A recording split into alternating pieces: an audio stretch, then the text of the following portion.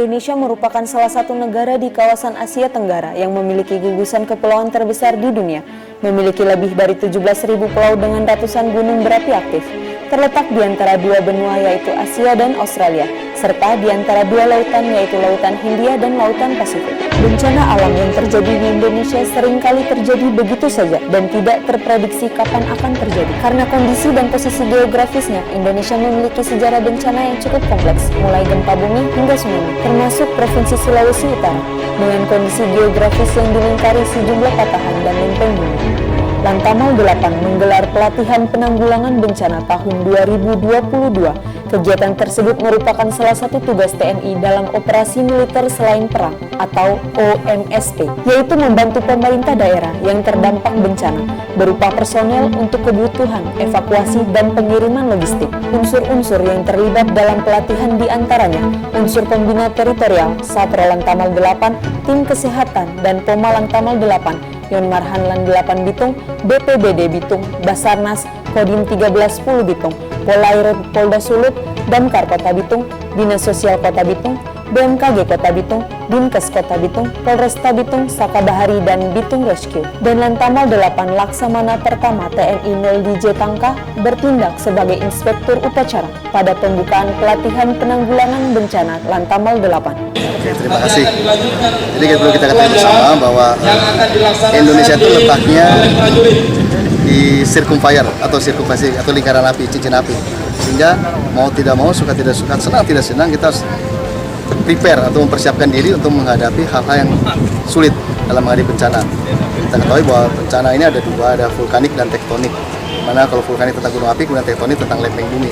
Nah, tepatnya dengan kota Manado, kota Bitung khususnya ini, bahwa ini daerah yang sangat riskan atau sangat rawan dalam menghadapi bencana, sehingga kita seluruh stakeholder, kebutuhan saat ini dipimpin oleh Angkatan Laut, mungkin ke depan nanti dari Airut punya rencana, kemudian BPBD, kemudian Basarnas atau BMKG, nah bisa mereka mengadakan juga latihan seperti ini supaya tingkat alert, tingkat awareness setiap stakeholder dapat lebih peka untuk menghadapi bencana yang sewaktu-waktu mungkin terjadi di kota. Karena tidak bisa diprediksi itu, makanya kita harus latihan. Jadi jangan sampai kita ada kejadian dulu, baru kita mempersiapkan sesuatunya. Kita ingat bahwa dalam tahapan bencana itu kita ada pencegahan atau mitigasi, kemudian ada penanggulangan, ada rekonstruksi, ada rehabilitasi. Nah sekarang kita latihan mungkin parsial. Ada pencegahannya, sudah kita lakukan, kemudian ada penanggulangannya yang nanti kita praktekkan, dan rekonstruksi atau rehabilitasi. Nah, semua itu sebenarnya harus dilakukan secara komprehensif, secara menyeluruh. Namun sekarang kita lihat dengan kondisi yang ada di tempat ini, mungkin ada beberapa latihan yang kita laksanakan, tapi ada beberapa latihan juga yang belum kita kerjakan. Demikian, Mbak. Melalui kegiatan ini, dan Lantamal 8 berharap dapat membangun kesiapsiagaan masyarakat dan para pemangku kepentingan dalam menghadapi kejadian sesungguhnya dan memahami langkah evakuasi mandiri untuk mengurangi resiko bencana alam. Peserta latihan dibekali materi tentang pengenalan sistem peringatan dini gempa dan tsunami, sistem komando tanggap darurat bencana, penanganan korban gempa bumi dan tsunami, serta prosedur proses evakuasi mandiri dari ancaman risiko bencana gempa bumi, dan dilanjutkan dengan Tactical Floor Game atau TFG.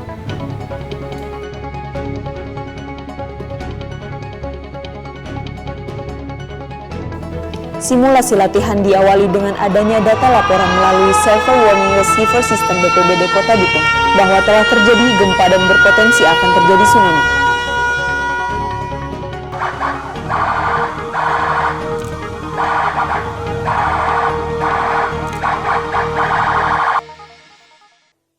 Dengan bunyinya sirine tanda bahaya, tim penyebar arahan saling berkoordinasi di bawah kendali BPBD Kota Bitung. Kemudian tim reaksi cepat bergerak ke lokasi titik kumpul.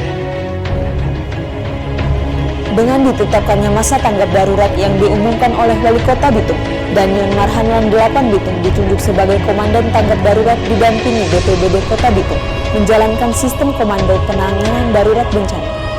Tim SAR Laut Lantamal 8, tim rescue, tim medis, serta unsur teritorial TNI bergerak melaksanakan operasi pertolongan penyelamatan dan evakuasi korban.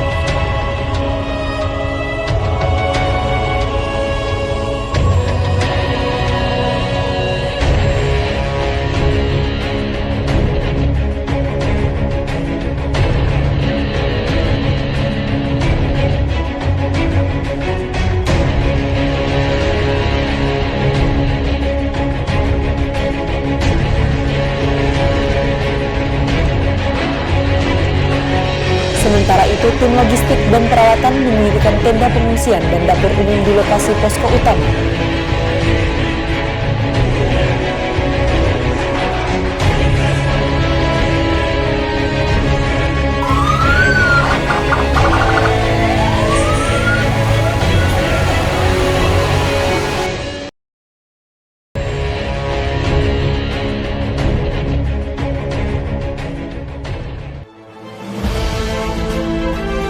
Di posko utama dan tempat pengungsian, tim melaksanakan penanggulangan bencana lanjutan, mulai dari penanganan medis darurat, pendataan pengungsi, trauma healing,